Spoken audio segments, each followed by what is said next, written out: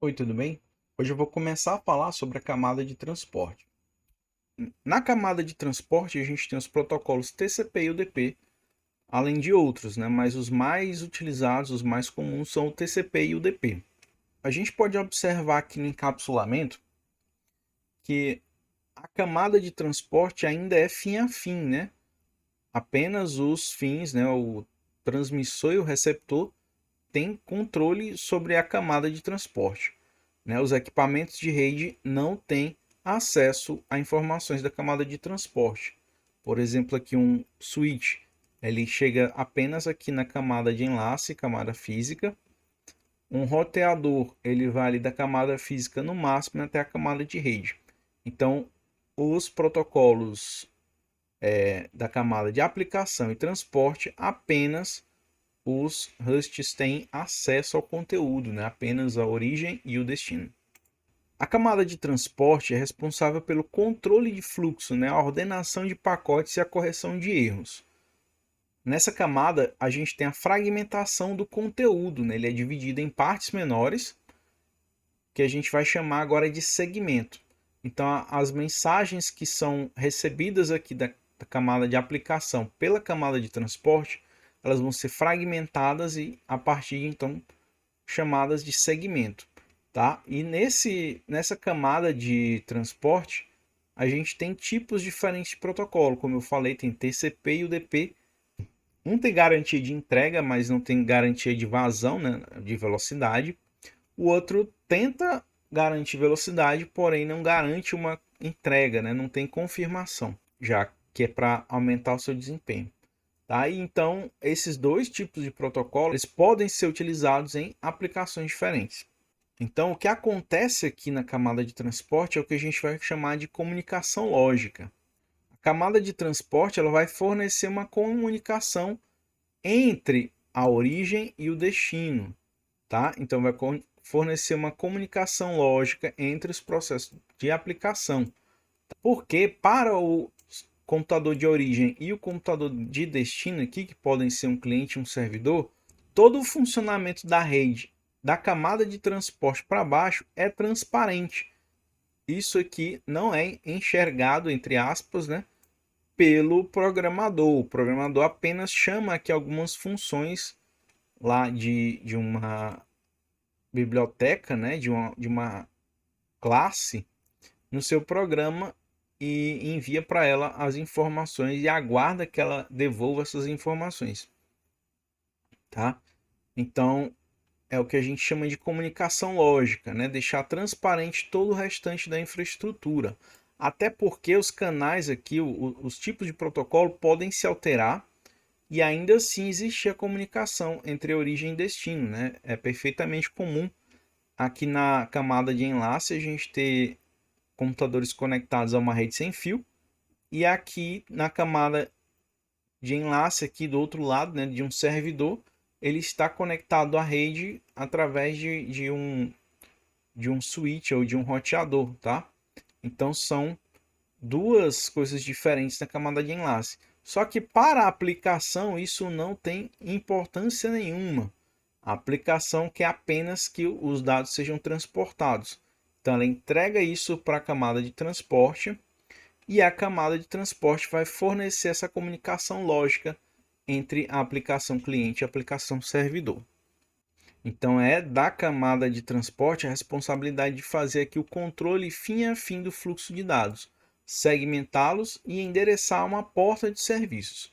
E nessa camada de transporte a gente tem principalmente aí dois protocolos, né? O TCP e o UDP.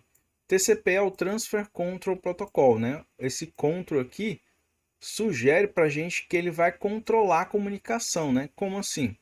Ele vai fornecer uma conexão entre cliente e servidor, né? Então é um protocolo orientado à conexão. Por exemplo, qual é o protocolo da aplicação que utiliza o TCP? Os protocolos HTTP geralmente utilizam, né, de uma comunicação TCP para se conectar a um servidor, tá?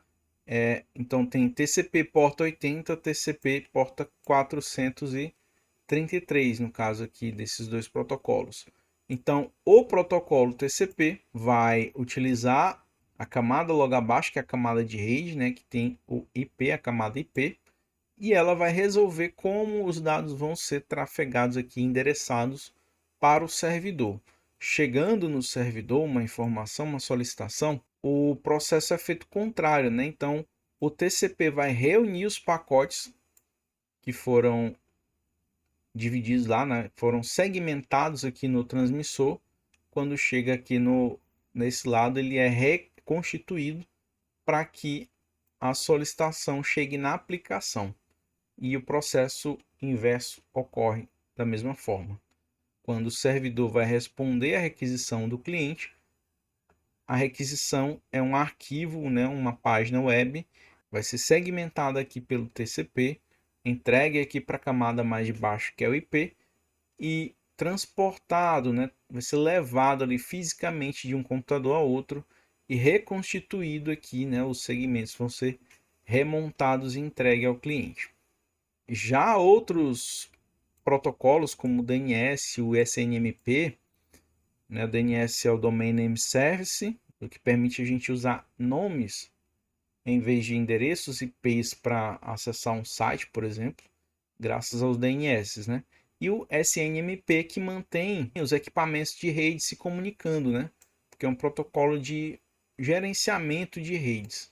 Então, esses dois protocolos aqui, eles já utilizam o DP, tipicamente utilizam o DP.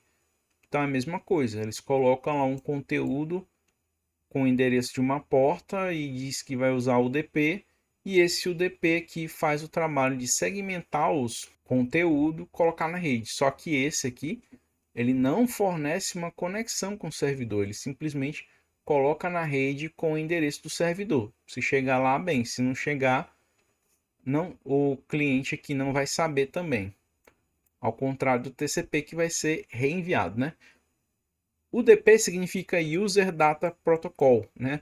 Ou datagramas do usuário, o protocolo de datagramas do usuário. Que ele simplesmente pega tudo aqui da aplicação, transforma em datagramas, joga para a camada de rede entregar, né? Do mesmo jeito aqui do lado do servidor. O protocolo TCP, como eu disse, ele é orientado à conexão. Então, vai existir uma conexão entre o servidor e o cliente, ou entre um transmissor e um receptor, né? É o que a gente vai chamar de circuito, né? Um circuito entre os dispositivos.